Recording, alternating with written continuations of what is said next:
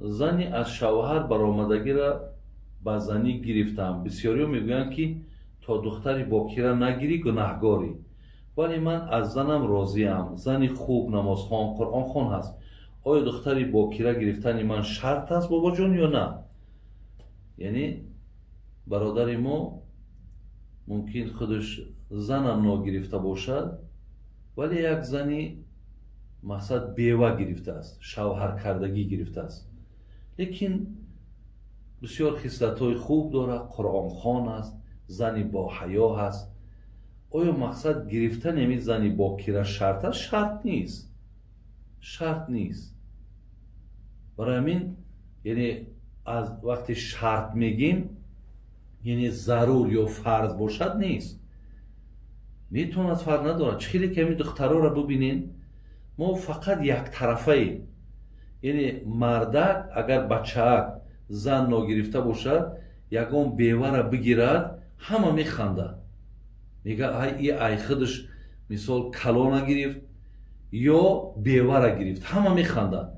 не ки духтаракҳои мо бубинем ки мардаки зандидара мегира, ҳичи гап нест.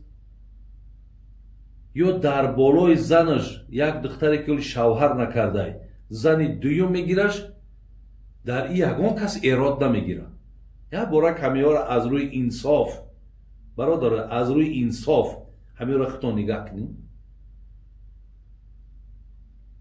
бар ҳамин ҳар ду тарафа аҳамият додандако. чаро мисол, чаро бачаи мисол зан ногирифта бева бигирад, ҳама ба ӯ механданд, эродш мегиранд ё ба падару модараш механданд. лекин духтари бокираи хонара мо як мардаки зандидара метем, ҳеч гап надорад. ҳеч ка, яъне ҳама ором, ҳама хуб, ягон гап нест. ё зани дуюм мегирад духтари хонара, ягон кас ягон гап намегӯяд. барои ҳамин ин дар худи ҳамон бача вобастагӣ дорад. агар маъқул омад, агар мувофиқ омад, ҳичи боки надорад, дурустай, ягон зиён надорад. додарои азиз, зеро пайғамбари нозанин мона бубинем ки ҳамчунон як бачаа ки мақсад 25 сола буд, лекин ҳазрати хадиҷа ки алҳол ҳозир ман қиссаша мекунам, дар бораи мисол ҳаёти босаодатш гап мезанам. 15 сол аз худаш калон буд, 2 та шавҳар кардагӣ буд, 4 та фарзанд. ай 2 шавҳараш 2 таи фарзанд дошт ки пайғамбармон гирифтш. ҳатто баъди аз дунё гузаштани хадиҷа ҳам пайғамбармонам чӣ шид? ҳамеша мегуфт ки ман беҳтарини мақсад зане ки доштам ин хадиҷа буд ва барои хадиҷа оби чашм мекард. бар ҳамин бародаро хоҳаро, ай ду тараф нигоҳ кунед чӣ бокирад. чӣ хеле ки ман пештар мегуфтам, занак агар мардака ҳақорат куна гуноҳ, лекин мардак занака ҳақорат куна ҳичи гап надорад. дар эътиқоди мардуми мо ҳамеро дохил карданд. ҳозир манам тари савол мекунам, бобои ҳоҷӣ ҳамин занам гуфт ки ана отама даҳани отама ном гирифт, даҳани очама ном гирифт, даҳани худма ном гирифт. барои чӣ? барои он ки хай худам ҳақорат кардӣ. ҳо чӣ гуфтӣ? хай ман ҳамо оташаву очашаву худшаву. хай барои чӣ акуд? модоме ту ҳақорат кардӣ, ҳамо ҳақоратҳоро ҷавобша гирифтӣ. чаро ҳақорати ӯро мисол ба забон миёриву ҳақорати худа ба забон намиёрӣ? о аллоҳи меҳрубон барои зан ва барои мард ҳар душта ҳуқуқ додааст гӯ. ҳарди инҳоро ҳақдор кардаги аст гӯ.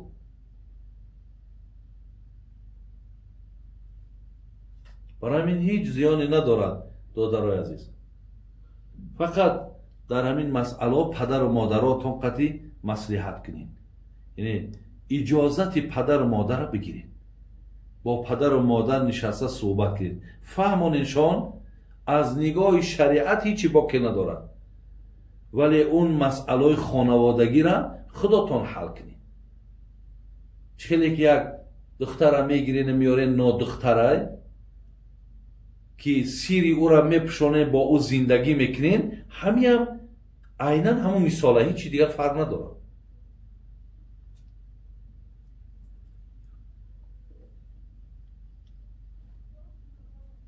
می شود که برای از ملامت مردم خودتان مثال نگاه کردن، نگین که همین زن بیوه است.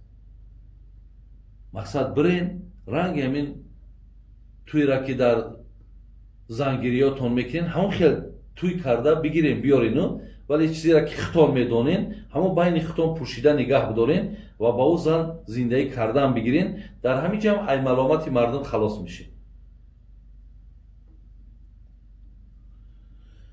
خب استاد جان، زن در حالت حیض باشد نکاح قبول میشود؟ بله قبول میشود. اگر زن در حالت حیض هم که باشد، وقتی میره نکاح کردن که همون دخترک حیض دیدگیه، در همون جمع نکاح کنین هیچی باقی نداره. یا حتی ببین یک بچه با یک دختر میگشتن به نکاح، همون دخترک حامله دار کردگیه، مثال 4 ماه 5 ماه در شکم همون پیدا شده، بعدا بچه خواست که با اون نکاح کرده و مقصد دوام زندگیش حلال کنه. همین جمع شریعت در حالت همون حامله بودنش هم نکاحش اجازت میده،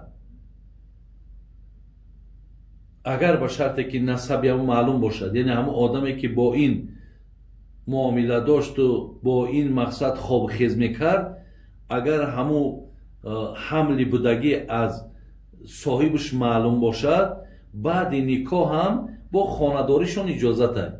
لیکن یه زنی که حملش معلوم نیست، یعنی ممکن با 10 مردها مقصد این آدم این زن خواب خیز کرده باشد، اگر در حالت حاملگیش یک نفر میخواهد که او را بزنی بگیرد، نکاحش درسته، فقط با او همخوابه نمیشود، زیرا که نسبی او معلوم نیست. نسبش معلوم نیست که این مال کیه، مقصد این فرزند کیه. شریعت داره که نکاحش اجازت میده. وقتی وای تولد چید و همون نفاسش که گذشت، بعد این مردک میتوند که مقصد با او همخوابگی بکند و بعد زندگیشون را مقصد دوام دهد.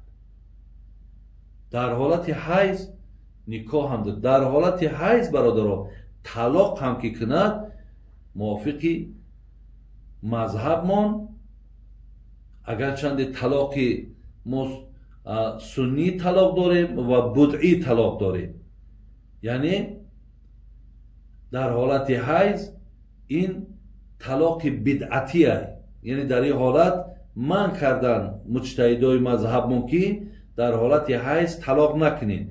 لیکن اگر طلاق کردین طلاق من واقع می شود و ولی گناهگار میشین، زیرا زن در حالت حیض باید طلاق نکنی. کردی گناهگار شدی، لیکن چند طلاق کردی طلاقت واقع می شود.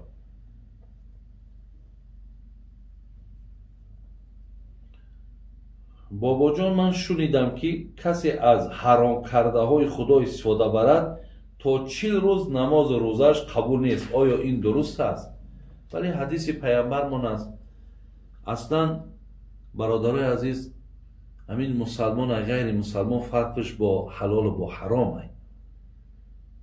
حتی در سوره لقمان هم الله مهربان میفرماید اعوذ بالله من الشیطان الرجیم یا ایها الذین آمنوا کلوا من الطیبات واعملوا صالحا.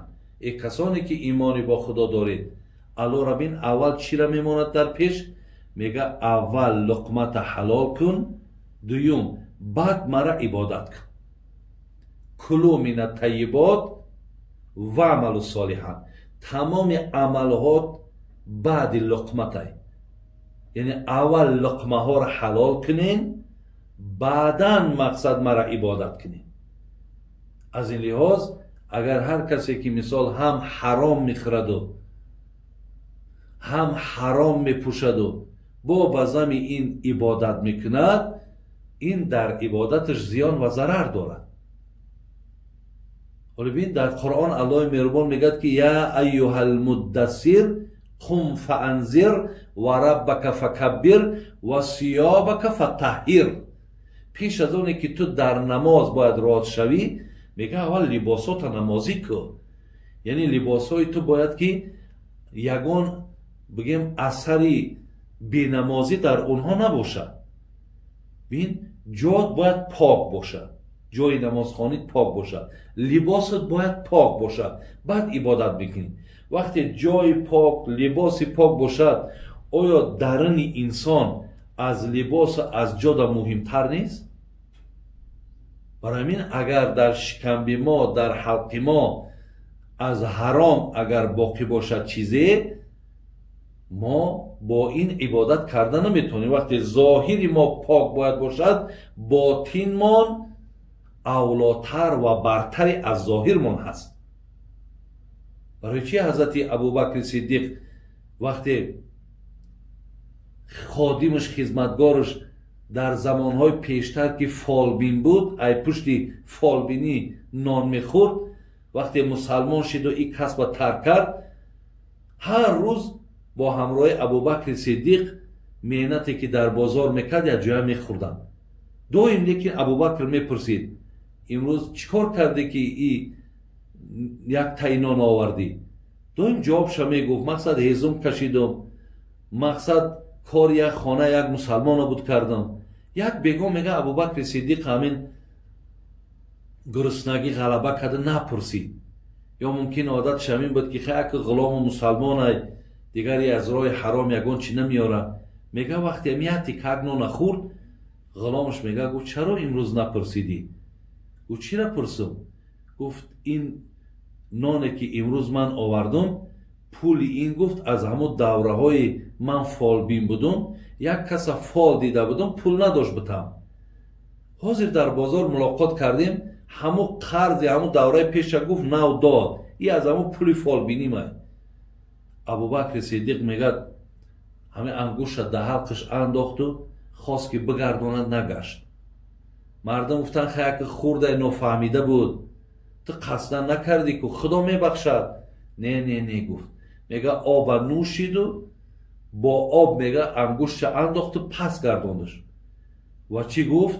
گفت من از پیغمبر خدا شنیدم کل جسد نبت من الحرام او من السحت فالنار اولی بهی. گفت من از پیغمبر شنیدم هر جسدی که از حرام یا از پارخری، یعنی رشوه میخوره یا حرام میخوره، کدام جسدی که از حساب همین آب تاب میگیره، این جسد گفت ارزنده آتش دوزخ دارد.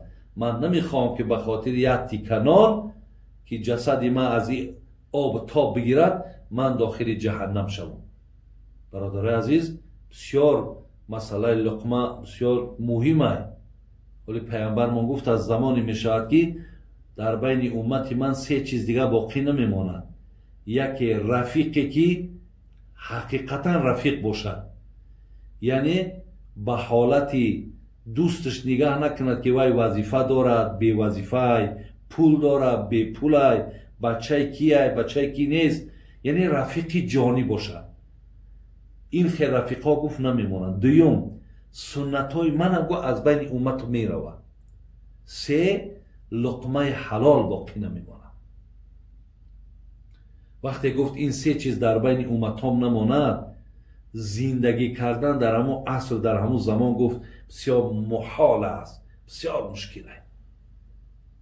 برای همین برادر عزیز و گرامی، در حالتی که شما نماز میخوانین از خدا میترسین، در مسئله لقمه هاتون بسیار احتیاط کنین، زیرا قبول همه عبادت با لقمه وابستگی دارد. من در این باب میتونم یک ساعت با شما صحبت داشته باشم. حتی یک حدیث میگه رجل یطیل السفر اشعث اغبر، یک مرد میگه اراده خانه کعبه کرد، اگه در راه میگه پیاده رفت، بسیار مانده شید، بسیار خسته شید. بعد پیامبرمون میگه ملبوسه حرام، مشربه حرام و غذی بالحرام. این آدم میگه لباسهاش میگه ای راه درآمد حرام بود، نوشابه هاش هم از حرام بود. بینید، و حتی خوراک بالای دسترخوانش هم همه ای راه حرام بود. بعد میگه وقتی که نزد خانه کعبه در رسید یمد یدی و قال یا ربی یا ربی، میگه پیش خانه کعبه دا آمد و بعد دستاش برداشت و الله الله الله، دعا ما قبول کن خدایا، این قدم های زدگی ما قبول کن خدایا، حج کردگی ما قبول کن. بعد پیامبر چی گفت؟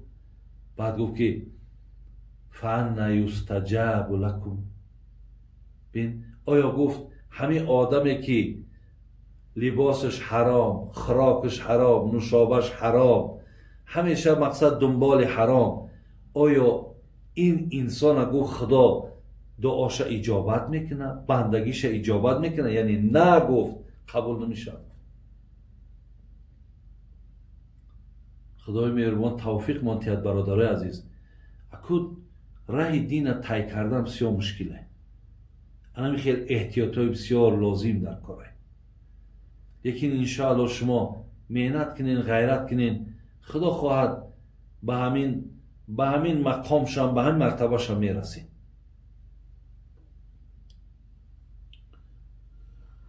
خب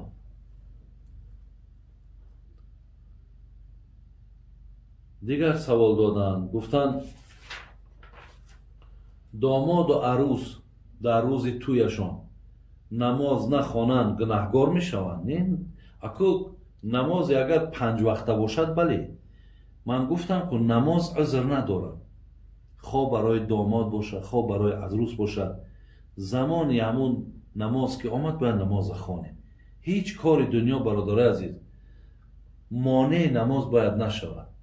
یعنی عذر نیست که من این دخترک مال عروسه یا بچه‌کم شه یا را خدا میبخشه، این خیلی گپ نیست. لیکن اگر همون نمازی را شما گویین که مثال پیش از هم خواب شیدن برای یک شکرانه که خدا به این روزا رسونده است، اکو یک امر مستحبه، یک نفله خوانن و هر دکشون دستشون بردارن که خدا ما را جمع کرد و ما را به این روز رسوند. خدای الحال که ما با این باید دیگر که جمع میشیم ای بین ما فرزندی خوب به دنیا بیا، این بهترین میشد. لیکن اگر یکی مبادای را ترک کردن اینشتا گناهگار نمیشن. لیکن نمازهای 5 وقته را عذر نیست، باید که حتما خوانن. 4 سوال به یک معنا آمدن که حاجی بابا آیا غیر همین شبکه نور تیوی که ما در یوتیوب داریم، آیا غیر همین باز یگان شبکهش دیگر دارین شما؟ نه برادران عزیز، ما همین شبکه ما، همین صحیفه ما به نام نور تیوی هست که الحال الله مهربان امروز دستمان داد است و زیاده از 104 ویدیو در همین شبکه داریم که همش از روز آغاز تا امروز از درخواست شما عبارتند و دیگرهایی که به نام ما کشادن و همون صحیفه هاشون گوییم یا شبکه هاشون فعالیت دارد، لیکن با ما یگان ربط ندارد. اکن جای دیگر ملامتشون نیستو، ولی خوب میشید که همونهایی که از نام ما کشادن یک بار با ما مصلحت میکردن که حاجی بابا اجازت باشد اگر ما از نام شما یک صحیفه کشاییم. اگر چندی من خدا را سپاسگزاری میکنم که همونهای از نام ما کشادن، بگذار یک پهلوی زندگیشون هم که اگر برده توانن پهلوی دیگرش با برای چندین نفرهای ترغیب و تشویق می شود. اونها مقصد یگان فایده های دینی می برند، ولی اجازت گرفتن، مصلحت کردن بسیار کاری نیکه. برای همین می شود که آدمایی که در همون صحیفه هایی که به نام ما میگذارند، ولی بسیار چیزهایی را هم در داخلش از دیگر نفرها هم میگذارند که ممکن به نام ما چندین باز غرضها و چندین کارهای باز بگیم با موافق طبع ما نیست، اونها را هم داخل کنند. برای همین شما برادران این قدردانید که همین صحیفه اساسی ما همین نور تیوی هست که در یوتیوب مقصد ما انا الحال الحمدلله رب العالمین که در گرد همین کار کردیم و خدای مهربان برای پاینده بودن همین صحیفه هم از الله همیشه دعا گوییم که خداوند همین امکانیت از ما نگیرد.